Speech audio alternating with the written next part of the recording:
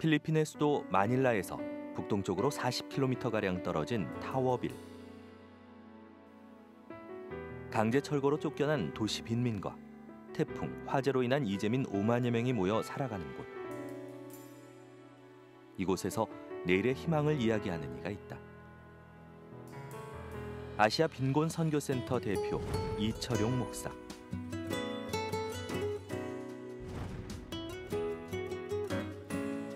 그는 가정의 해체로 설 곳을 잃어버린 필리핀 여성들을 위해 마을형 사회적 기업인 캠프 봉제센터를 세웠다. 아이들과 함께 생계를 걱정하던 여성들은 이제 이곳에서 봉제기술 자격증을 따고 당당히 자립에 성공하고 있다. 이뿐 아니라 베이커리와 게스트하우스 등 사회적 기업을 확대해 이들의 근본적인 빈곤 해소를 위해 힘쓰는 이철용 목사. 가난한 이들이 다시 웃을 수 있도록 오늘도 필리핀의 빈민들을 찾아 나서는 이철용 목사의 감동적인 삶을 만나본다. 아유, 네, 그렇습니다. 이철용 목사님 오늘 모셨는데요. 정말 필리핀에서도 가장 살기 힘든 극빈층, 극빈층을 돕고 계신 목사님이십니다. 반갑습니다, 목사님. 예, 안녕하세요. 네. 글쎄요, 열악하다. 뭐 대충 짐작은 됩니다. 저희 나라도 열악한 나라였지 않습니까, 옛날에? 예. 네.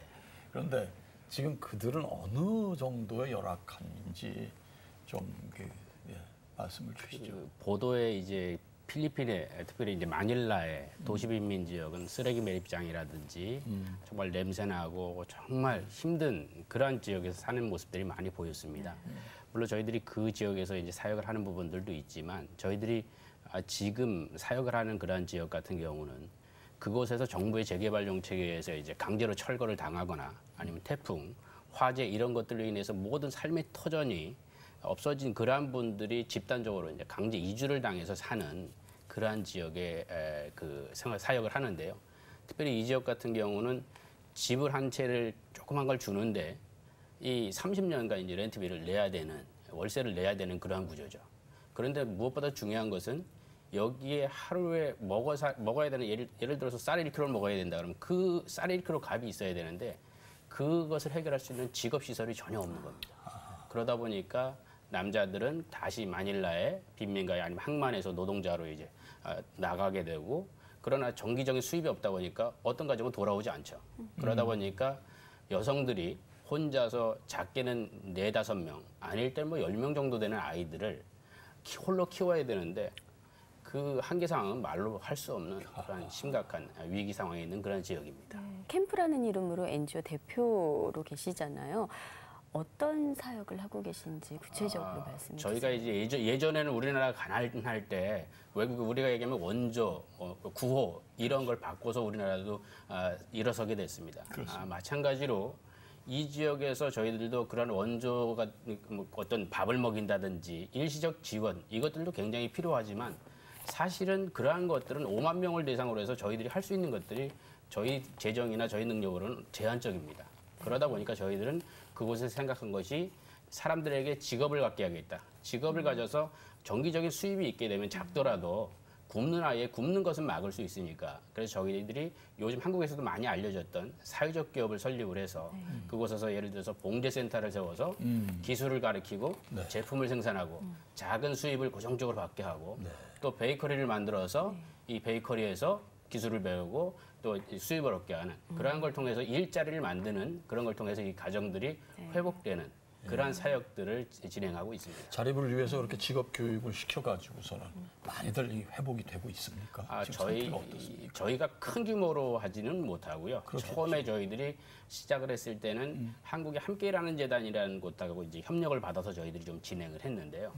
처음에 거기에 40명의 여성 가장들 정말 때거리가 없어서 정말 힘들어하는 그런 어머니들을 저희들이 그 오전, 오후 두 팀으로 나눠서 20명씩 교육을 시켰습니다. 특별히 이제 정부의 전문 강사를 모셔서 드레스메이킹이라고 단순히 뭐 봉제만 가르친 것이 아니고 옷의 구조, 패턴 뜨는 법, 그 다음에 다시그 재단하는 법, 전 과정을 다 가르쳤습니다. 그렇게 해서 이 어머니들이 단순히 봉제만 하는 것들이 아니라 네. 천이 있으면 그 천을 가지고 자기가 옷을 만들 수 있는 그런 기능을 통해서 창작을 할 수 예, 있는 거네요. 그런 전체 그런 시스템이 필리핀에는 사실 네. 잘 갖춰져 있습니다. 네. 그래서 거기서 기술을 배우고 이 어머니들이 제품을 직접 생산하는 그러한 일에 직접 지금 열심히 일하고 지금 현재는 한 70명의 어머니들이 일을 하고 있고요.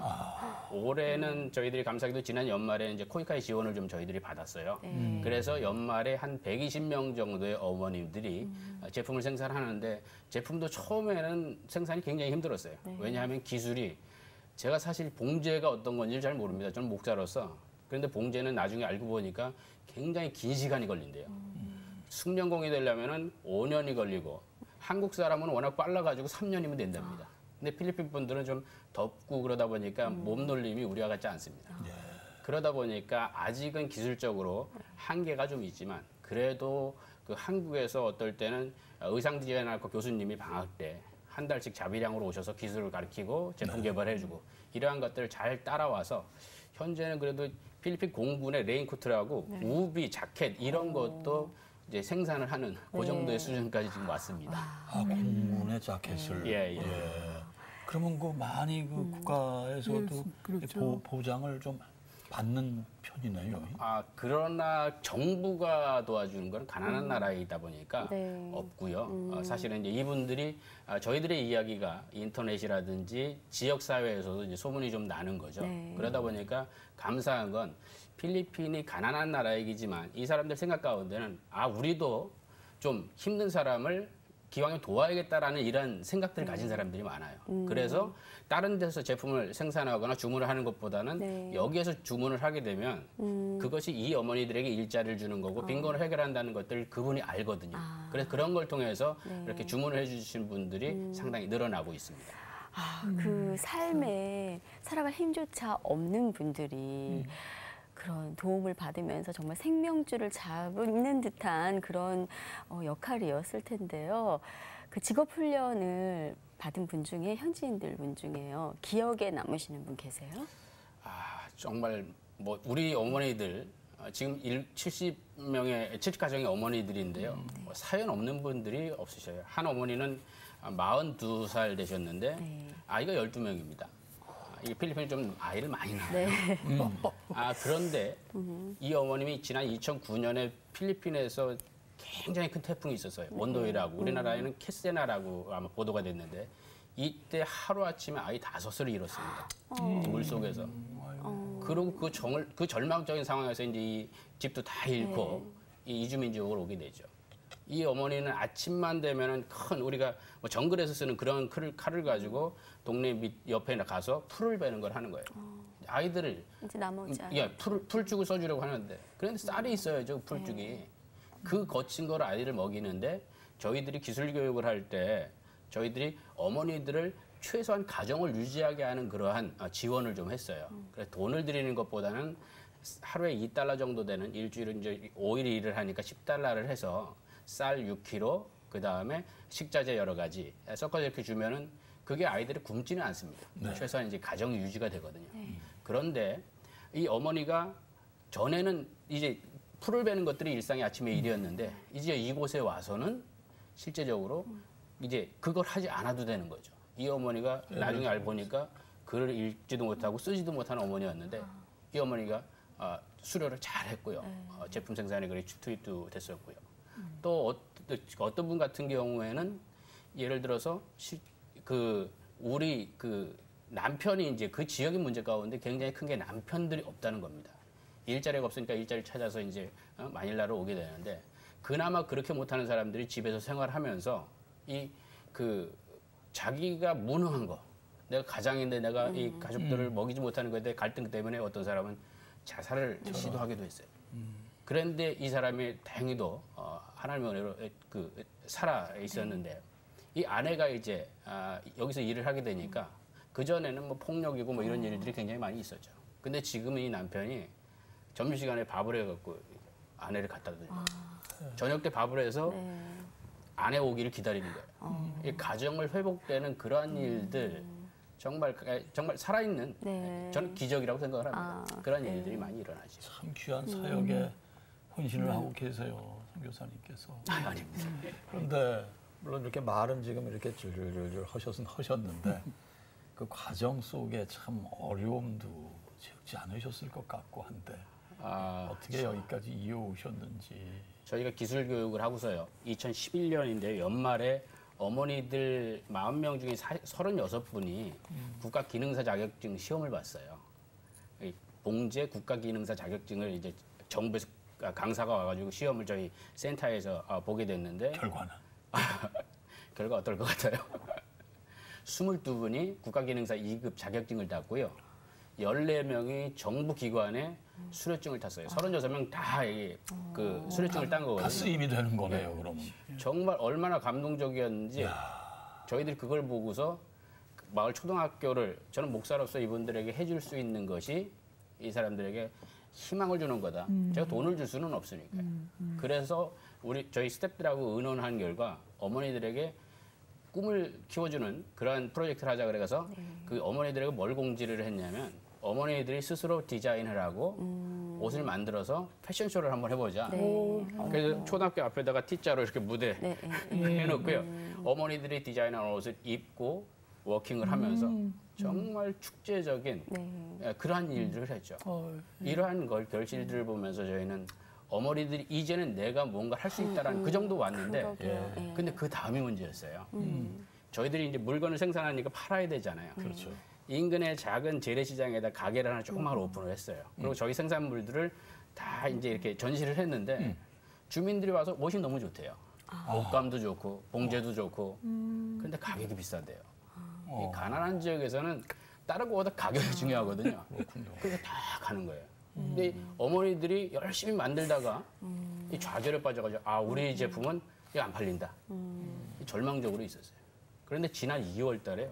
저희가 이제 필리핀 국립대학하고 저희들이 컨설팅도 받고 어머니 교육도 시키고 뭐 생각을 넓히는 것들도 굉장히 중요해서 이런 프로그램들을 진행하는데 축제 기간에 저희가 거기서 바자회를 좀 했어요.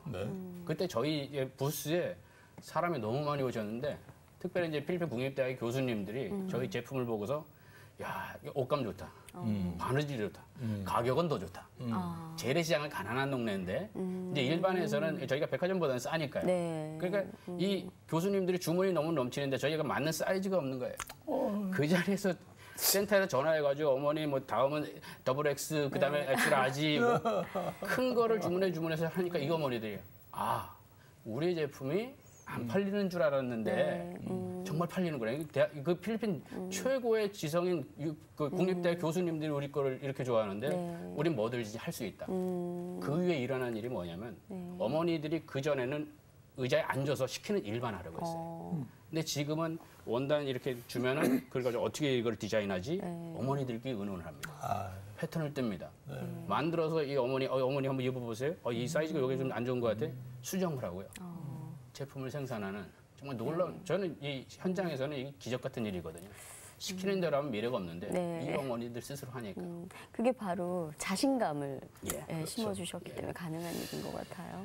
우리 목사님의 말씀을 들으면서 그들을 돕는다는 게 단순히 물질적인 게 아니라 자신감과 자립심을 심어준다는 게 큰 의미가 있는 것 같아요. 그런데 목사님께서는 특별히 필리핀에 가셔서 그들과 함께 울고 웃으시는 이런 지금 삶을 살고 계시는데 계기가 있으셨나요? 제가 예전에 우리 주교님 저희가 장애인 조그만 단체를 할 때 이사장님으로 모셨습니다. 그러셨군요. 그런 인연이 있으셨군요. 그런 사역을 했는데 제가 이제 많이 탈진이 돼서 아내와의 휴가를 한번 필리핀 마닐라를 간 적이 있어요. 그래 아무래도 이제 제가 사실은 제가 그렇게 행복한 가정에서 자라지를 못했습니다. 그래서 그 지역에 가서 아무래도 관심이 사회대학 그러다 보니 관심이 많아서 빈곤 지역에 봤죠. 근데 그 아이들, 그 가난한 아이들, 그 냄새나고 더러운 곳에 뛰어난 아이들 속에 그 아이들 속에서 제 모습이 보이는 거예요.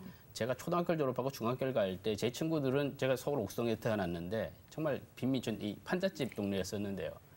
그곳에서 중학교 가는 아이들이 별로 없었어요. 다 배웠다고 그 지금으로 하면 옥수역 밑에 농공장, 상공장들이 있었어요.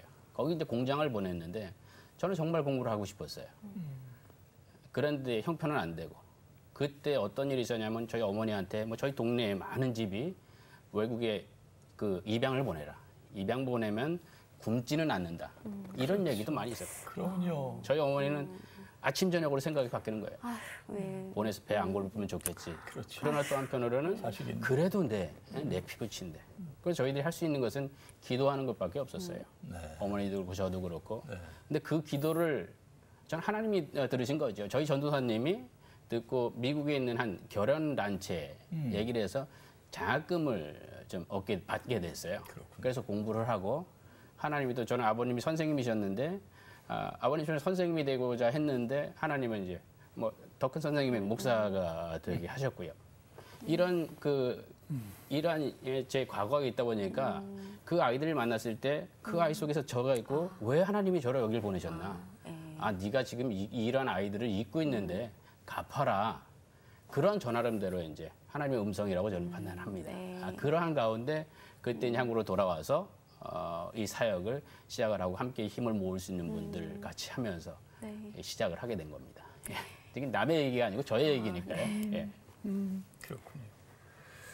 그 지금까지 이제 그 우리 목사님께서 그 필리핀 내 열악한 환경의 사람들의 자립을 위한 얘기에 집중을 하셨었는데요. 그 자립을 시키고 교육을 하심으로 그들이 복음을 받아들이는 경우도 적지 않겠죠. 예, 저희가 기독교 NGO고요. 물론 저희가 굉장히 소중한 것은 이들에게 영원한 삶의 생명을 그들에게 선사하는 것들이 굉장히 중요한 것이죠. 그런데 저희는 이제 그러한 선교의 방법 툴을 이 사람들의 정말 극악한 그런 생활 환경에서 그것을 일으키는 것들로 저희들이 하는 것들이 있고 또 한 사역은 지역에 있는 현지 교회, 필리핀 연합교회라고 UCCP라고 그 교단과 협력을 해서 이제 교회 사역을 일부 저희들이 진행을 합니다. 그런데 놀라운 것은 저희가 이 사람들에게 강요하거나 예배 안 드리면 우리 센터에서 일을 못 합니다. 이러지 않습니다. 그렇게 하지 않습니다. 그런데 어머니들이 안 되잖아. 매일 아침에 일을 하기 전에 둘러서서 말씀을 하나 읽고 기도를 하고 절대로 강요하지 않는데도 강요 안 하는 이건 뭐 저희 잘 보이려고 잘 보여도 별로 다른 게 없다는 걸 어머니들이 잘 알아요. 그런데 그런 일이 일어나고 어려운 일이 있을 때 같이 집에서 기도해 줬으면 좋겠다.